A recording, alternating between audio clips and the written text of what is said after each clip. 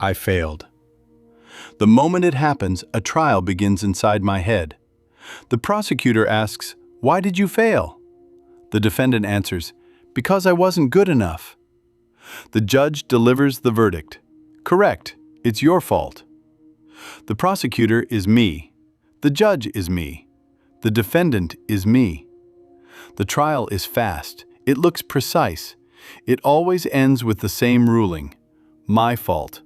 All my fault. There's something strange about this trial. A witness that has never once been called to the stand. Conditions, environment, structure. The exam could have been brutal. The interview could have been rigged. The economy could have collapsed. But the brain seats itself in the defendant's chair before it ever reviews those possibilities. When the trial ends, we sentence ourselves. Try harder. Do better. Is this accountability or something else entirely?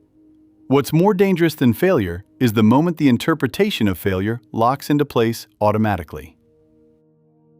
This is not one person's story.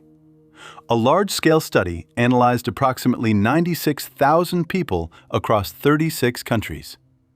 Combining data from the European Social Survey and the European Values Study, the research found that the stronger someone believed effort leads to success, the more harshly they blamed themselves when they failed. This pattern repeated in the US, in Europe, in Asia. Different continents, different languages. The architecture of self-blame was identical. Self-blame is not a personality trait. Self-blame has a blueprint. That blueprint has 3 layers. First, the brain. Second, ideology. Third, industry. Start with the brain. 1977, Stanford University. A simple experiment. Participants split into 2 groups. One side, quiz masters. The other, contestants. Quiz masters picked questions from their own areas of expertise. History buffs asked history questions. Film nerds asked film questions. The contestants got most of them wrong.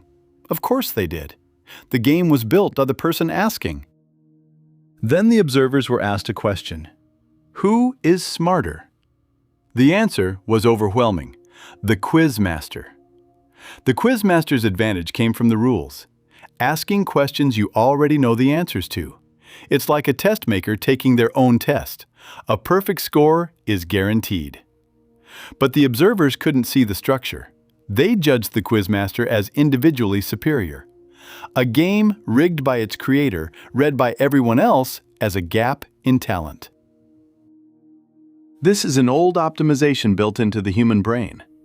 It looks like a system error, a bug. It's not. It's a default setting, engineered to conserve energy. Social psychology calls it the fundamental attribution error. The instinct to blame the person, not the situation. Decades of replicated research confirm the effect is large and stable. Neuroscience breaks this process into 2 stages. Stage 1. The brain sees someone's behavior and automatically assigns blame to their character. Fast processing, almost 0 energy cost. Stage 2. A correction phase. Check whether that judgment holds up against the actual situation. This second stage is expensive. It requires activation of higher-order regions in the prefrontal cortex. Tired? Busy? Stressed? The brain skips stage 2. Think about a modern person's day. Constant information processing, endless decisions, non-stop emotional management. The brain has no bandwidth left to review context. So at the end of a packed day, we reach the easiest conclusion. My fault. In the courtroom, inside your head, the brain builds the defendant's chair automatically. There's a study worth noting. The stronger someone believes human behavior is entirely a matter of personal will, the stronger this bias becomes.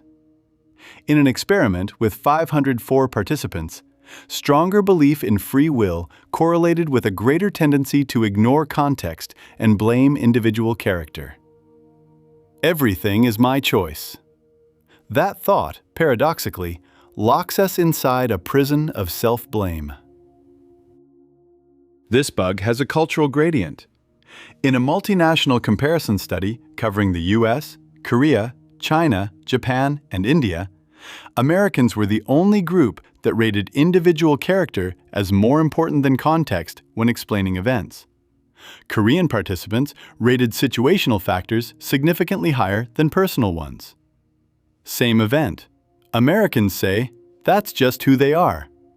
East Asians say, that's what the situation demanded. There's a more telling experiment. Participants were forced to write an essay defending a specific position. Then, observers were asked, does the writer genuinely hold that view? Americans and Koreans both made the same initial mistake. Despite knowing the essay was coerced, they judged the writer as a true believer. Here is where the paths diverge. Participants were then made to write coerced essays themselves, forced to feel the pressure of the situation firsthand. Koreans corrected the bias. It was coerced. It may not reflect genuine belief. Americans did not. Even after experiencing the situation directly, they still blamed individual character. The instinct to blame the person is universal, but culture either amplifies it or softens it. The brain's bug alone isn't enough. It needs a system that wraps the bug in morality. That system has a name: meritocracy. Work hard, succeed. Didn't succeed, didn't work hard enough. The belief looks simple. Its operation is brutal. Back to the 36-country study. 96,000 people. Those who believed most strongly in meritocracy reported higher happiness. It worked like a painkiller. The group where this painkiller hit hardest? Low-income earners. The closer you are to the bottom, the more you need to believe the world is fair, just to survive tomorrow. Belief can't change reality, but it becomes the sense of control that quiets today's fear.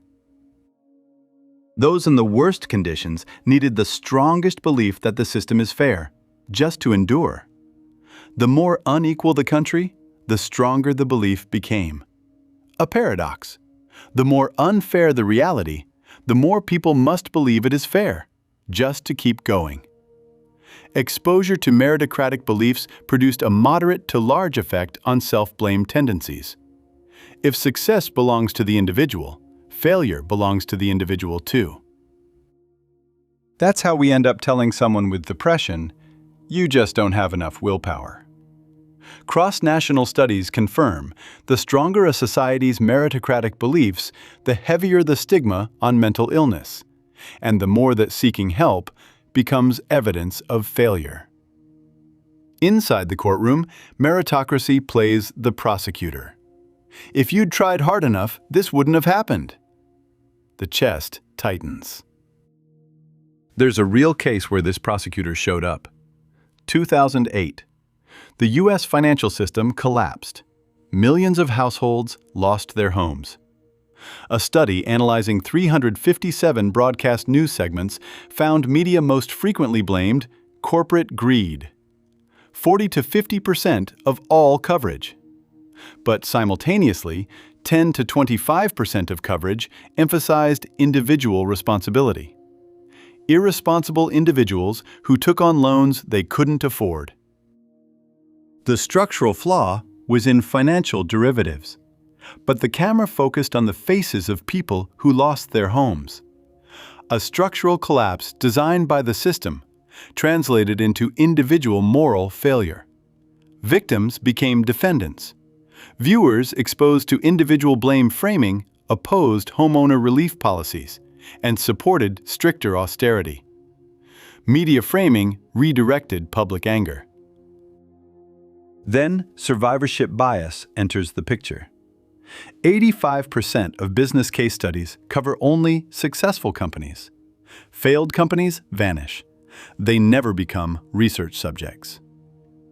Deriving the laws of success after removing over 90% of the data. When only winners' stories remain, success becomes proof of ability, and luck disappears. Participants exposed to stories of college dropouts who built empires increased their willingness to bet on dropout-founded companies by 55 percentage points. They knew the sample was biased. The survivor in front of them was still overwhelming. This is why advice like "drop out of college to succeed" spreads. Success narratives erase the role of luck and inflate the role of ability. Simulation research reveals an even more uncomfortable fact. The most successful person is unlikely to be the most competent. Extreme success requires high ability combined with extreme luck. The success story we're trying to learn from may be an exception manufactured by luck, not skill. Pause. A small experiment. Recall the last time you felt like you failed. At work, on an exam, in a relationship. What was the first thought? I wasn't good enough, or the conditions were against me. Most people blame themselves before they ever consider the conditions. Breathing shallows, shoulders rise. This is not maturity.